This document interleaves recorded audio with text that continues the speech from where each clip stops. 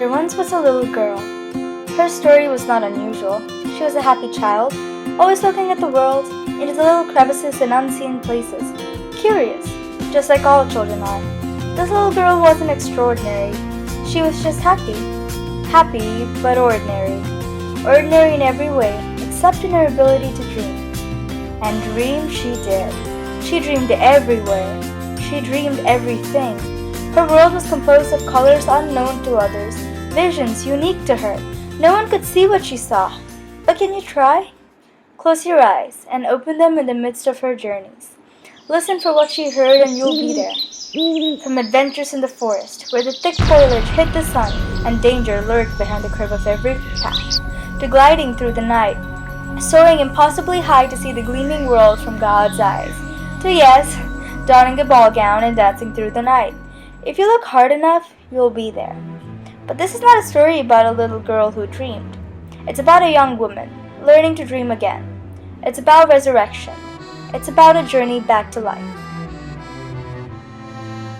It goes something like this. Wake up, school, study, repeat. Wake up, school, study, repeat. Wake up, school, study, repeat. I lost track of my days. What's the point? They're all the same anyway. I wasn't always such a pessimist. I wasn't always so careless with my time. I just don't like thinking about it. It makes me panicky when I feel the minutes slipping away. Like when I close my eyes and see myself under a sky of little minutes, hard little diamonds on their pilgrimage towards the supernatural. The incessant ticking makes my body twitch. I can't take it anymore. I jump to grab the twinkling beings, but they float higher, growing, existing beyond the scope of my existence. Where do they end up? Where does my time end up? Those minutes that I'll never get back, could they have been better used for something else? High school did this to me. Daydreaming was no longer a priority of mine. Any dirty kid would know that. I became a well-oiled machine, falling flawlessly into the rhythm of those around me. I followed the schedule, cutting through throngs of people, right through them, as if no one was there. What I didn't know was that I no longer saw the world around me. Everything was out of focus, and not just because I don't wear my glasses. I realized this when I was in Washington, D.C. The thing I remember most from that trip are the fireflies.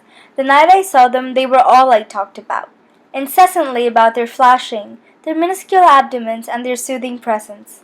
Laughing, my parents informed me that I've seen them when I was 6. We'd gone to Ooty Kodaikanal in India. Funny, I thought. I remember the bonfire and the thick, luxurious air. I remember my awkward, childish body dancing in glee, but I don't remember the fireflies. Surely if they dazzled me now, they would have dazzled me then. Maybe it's because I'm not a child anymore.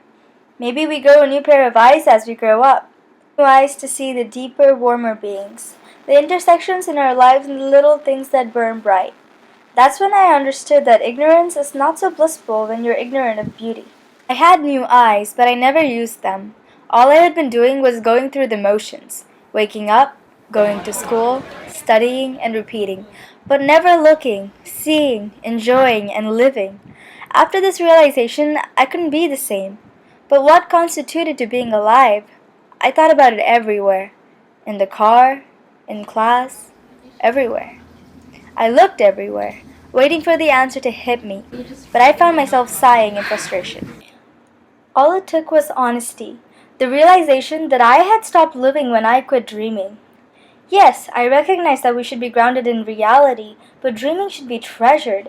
It's what allows people to find purpose in their lives. I remember the little girl. I recall how her mind wandered, never still or stagnant.